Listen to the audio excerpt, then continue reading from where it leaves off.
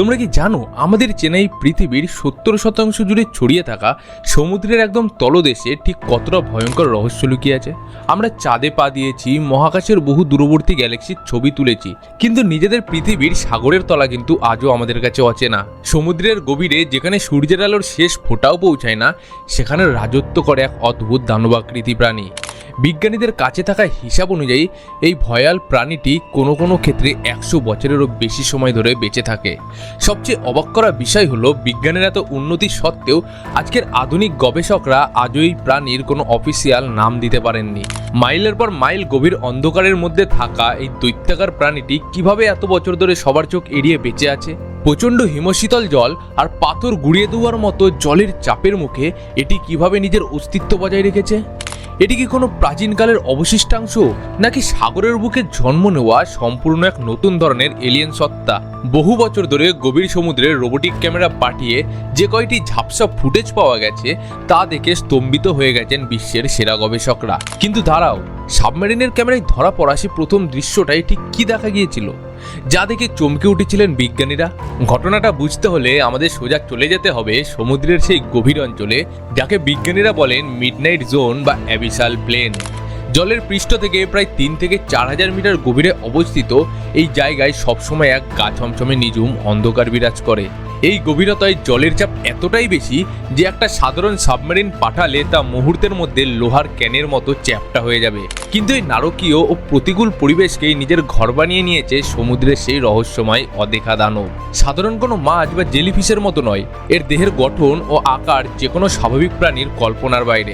দূর থেকে দেখলে মনে হয় যেন সমুদ্রের তলদেশে বিশাল এক মায়াবী আলো জ্বলছে, আর তার পেছনে ভেসে বেড়াচ্ছে এক প্রকাণ্ড ছায়া। আধুনিক হাইটেক আরওভি বা রিমোটলি অপারেটেড ভেহিকেল যখন প্রথমেই প্রাণীটার মুখোমুখি হয়, তখন দেখা যায় এর দৈর্ঘ্য প্রায় 100 ফুটেরও বেশি। গবেষকরা পরীক্ষা করে দেখেন যে গভীর সমুদ্রে সাঁতার কেটে যাওয়া এই বিশাল প্রাণীর বিন্দুমাত্র তাড়া নেই। ধীর গতির এই জীবনযাত্রায় কি তবে একে 100 বছরের বেশি সময় ধরে বাঁচিয়ে রাখার মূল চাবিকাঠি? কিন্তু প্রশ্ন হলো, কি খেয়ে এবং কিভাবে এই প্রাণীটি যুগের পর যুগ ধরে অতল অন্ধকারে নিজের বিশাল শরীরকে টিকিয়ে রেখেছে? সমুদ্র বিজ্ঞানীদের মতে গভীর সাগরের জল এতটাই ঠান্ডা যে সেখানকার প্রাণীদের মেটাবলিজম বা বিপাক প্রক্রিয়া অত্যন্ত ধীর গতিতে চলে। সাধারণ প্রাণীরা যেখানে খুব দ্রুত বেড়ে ওঠে ও মারা যায়, এই দানবাকৃতি প্রাণীটির বয়স বাড়ার প্রক্রিয়া কিন্তু অবিশ্বাস্য রকমের ধীর। এরা বছরে মাত্র কয়েক মিলিমিটার বৃদ্ধি পায়, যার মানে 100 ফুট দৈর্ঘ্য হতে এদের অন্তত 100 থেকে 150 বছর সময় লেগে যায়। কিন্তু এদের জীববিদ্যা সাধারণ প্রাণীদের চেয়ে এতটাই আলাদা যে চিকিৎসা বিজ্ঞানও এর কোনো স্পষ্ট ব্যাখ্যা দিতে পারেনি। এরা নিঃশব্দে সমুদ্রের তলদেশে ভেসে বেড়ায় এবং জল থেকে প্রাকৃতিক খনিজ আর ঔষধি নিউট্রিয়েন্ট শুষে নিয়ে বেঁচে থাকে। এদের শরীরে রক্ত সংবহন বা কাঠামোর গঠন এমন এক জাদুকরী উপায়ে তৈরি যা হাজার হাজার টনের চাপকেও অনায়াসে সহ্য করে নেয়। গবেষকেরা যখন এই প্রাণীর শরীরবৃত্তীয় কাঠামো বিশ্লেষণ করতে যান, তখন তাদের চোখ কপালে ওঠে। প্রথাগত কোনো হৃৎপিণ্ড বা মস্তিষ্কের সুস্পষ্ট রূপ না থাকা সত্ত্বেও এরা পরিবেশের সামান্যতম পরিবর্তনও টের পেয়ে যায়। এদের পুরো শরীরটাই যেন এক বিশাল সংবেদনশীল জীবন্ত সেন্সর হিসাবে কাজ করে। আর এখানেই লুকিয়ে আছে আসল রহস্য। বিজ্ঞানীরা কেন আজও একে কোনো বৈজ্ঞানিক নাম বা প্রজাতিতে ফেলতে পারছেন না? নতুন কোনো প্রাণীর নামকরণ করতে হলে বিজ্ঞানীদের নিয়ম অনুযায়ী তার একটা তাজা নমুনা বা টিস্যু ল্যাবরেটরিতে এনে পরীক্ষা করতে হয়। কিন্তু এই জাদুকরী দানবকে সমুদ্রের নিচ থেকে তুলে ওপরে আনার চেষ্টা করা মাত্রই ঘটে যায় এক চরম বিপত্তি। সমুদ্রের তলদেশের মারাত্মক চাপ থেকে ডাঙার স্বাভাবিক বায়ুমণ্ডলে নিয়ে আসার পথে চাপের হঠাৎ পরিবর্তনে এর নরম দেহ পুরোপুরি গলে ধসে যায়। প্রকাণ্ড এই জেলি সদৃশ তন্তুগুলো বাতাসের সংস্পর্শে আসার সাথে সাথেই নিজের প্রাকৃতিক আকার হারিয়ে ফেলে। ফলে ল্যাবে বসে পরীক্ষার জন্য বিজ্ঞানীদের হাতে পৌঁছায় কেবল কিছু তরল আর অকার্যকর জৈব অবশিষ্টাংশ, যে কারণে ট্যাক্সিনমি বা প্রাণী শ্রেণীবিন্যাসের খাতায় এর জন্য কোনো নির্দিষ্ট গণ বা প্রজাতির নাম ফেলা সম্ভব হয়নি। তবে কি এই রহস্যময় দানবকে কেবল সমুদ্রের তলদেশে বসেই দূর থেকে ক্যামেরার সাহায্যে পর্যবেক্ষণ করতে হবে? হাই ডেফিনেশন থার্মাল ক্যামেরা আর স্ক্যানার দিয়ে যা জানা গেছে তা শুনলে তোমার চোখ সত্যিই ছানা ভরা হয়ে যাবে। এই প্রাণীটি নিজের শরীর থেকে এক অদ্ভুত ধরনের নীল আর সবুজ রঙের আলো বা বায়োলুমিনেন্স বিচ্ছুরিত করে। কিন্তু এই আলো ছড়ানোর পেছনে কি কোনো গোপন সংকেত লুকিয়ে আছে, যা দিয়ে এরা সাগরের অন্য দানবদের সাথে যোগাযোগ করে? সাগরের গভীরতম খাত যেমন মারিয়ানা ট্রেঞ্চ বা পুয়ের্তো-রিকা ট্রেঞ্চের কাছাকাছি যখনই হাই সেন্সিটিভ হাইড্রোফোন বা জলের নিচে শোনার মাইক নামানো হয়েছে, তখন সেখানে রেকর্ড করা গেছে এক অদ্ভুত ও অস্বাভাবিক কম ফ্রিকোয়েন্সির রহস্যময় শব্দ। বিজ্ঞানীদের একাংশের ধারণা 100 বছর বয়সী এই বিশাল প্রাণীগুলো ওই শব্দের মাধ্যমেই মাইলের পর মাইল দূরে থাকা নিজেদের দলের সাথে যোগাযোগ করে।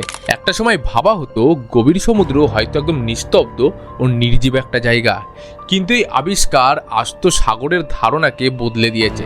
সাগরের তলদেশে যে এক সম্পূর্ণ আলাদা জাদুকরী পৃথিবী সমহিমায় টিকে আছে, তার সবচেয়ে বড় প্রমাণ হলো এই অদেখা দানব। এদের চলাচলের গতি এতই ধীর আর শান্ত যে এরা কোনো শিকারী প্রাণীর চোখেই পড়ে না। শতাব্দী পার করে দেওয়া এই দানবগুলো যেন সমুদ্রের তলদেশের একজন প্রাচীন জীবন্ত অভিভাবক। এরা যুগের পর যুগ ধরে জলবায়ুর কত শত বড় পরিবর্তনকে নিঃশব্দে সহ্য করে বেঁচে আছে। কিন্তু মানুষ যখন গভীর সাগরে সম্পদ খোঁজার জন্য ভারী ভারী যন্ত্রপাতি নামাতে শুরু করলো, তখন ঠিক কি ঘটলো? এমনকি ভয়াবহ সত্যি প্রকাশ্যে এলো যা দেখে শিউরে উঠলেন সমুদ্র সংরক্ষণের কাজে যুক্ত গবেষকরা। বিগত কয়েক দশকে মানুষ সমুদ্রের তলদেশ থেকে দুর্লভ ধাতু ও খনিজ উত্তোলনের জন্য ডিপসি মাইনিং শুরু করেছে। ভারী ড্রিল আর সাবমারিনের ট্রাকগুলো যখন সমুদ্রের নরম পলিমাটি তোলপাড় করে, তখন চারপাশের জল বিষাক্ত কাদায় ভরে যায়।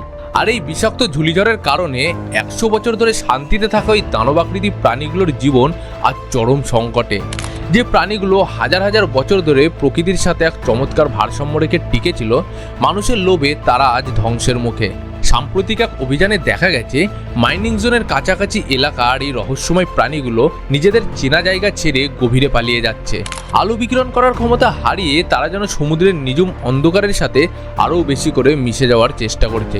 যদি এই প্রাণীগুলো একবার বিলুপ্ত হয়ে যায়, তবে পৃথিবীর বৈজ্ঞানিক ইতিহাস থেকে হারিয়ে যাবে এক বিশাল বড় অধ্যায়। কারণ এদের শরীরের জিনগত গঠন হয়তো মানবজাতির দুরারোগ্য বহু রোগের ওষুধ আবিষ্কারের চাবিকাঠি হতে পারত। এদের শতবর্ষী দীর্ঘায়ু হওয়ার রহস্য জানতে পারলে হয়তো মানুষের দীর্ঘায়ু হওয়ার বিজ্ঞানও এক নতুন মোড় পেত। কিন্তু এত কিছুর পরেও কি আমরা এই নামহীন দানবকে বাঁচাতে কোনো কার্যকর পদক্ষেপ নিতে পেরেছি? আদৌ না। ভিডিওটা যদি ভালো লেগে থাকে তাহলে অবশ্যই লাইক করে দাও, আর এরকম আকর্ষণীয় ভিডিও দেখতে চ্যানেলটাকে সাবস্ক্রাইব করে রাখো, আর বন্ধুদের সাথে শেয়ার করে তাদেরও ইনফরমেশনটা জানিয়ে দাও। আর তুমি যদি কোনো বিশেষ টপিকের ওপর এরকম ডকুমেন্টারি ভিডিও দেখতে চাও, তাহলে সেটা কমেন্ট বক্সে অবশ্যই জানাবে। দেখা হচ্ছে আর একটা আকর্ষণীয় ভিডিও নিয়ে। ততক্ষণের জন্য নিজের খেয়াল রাখবে। ধন্যবাদ।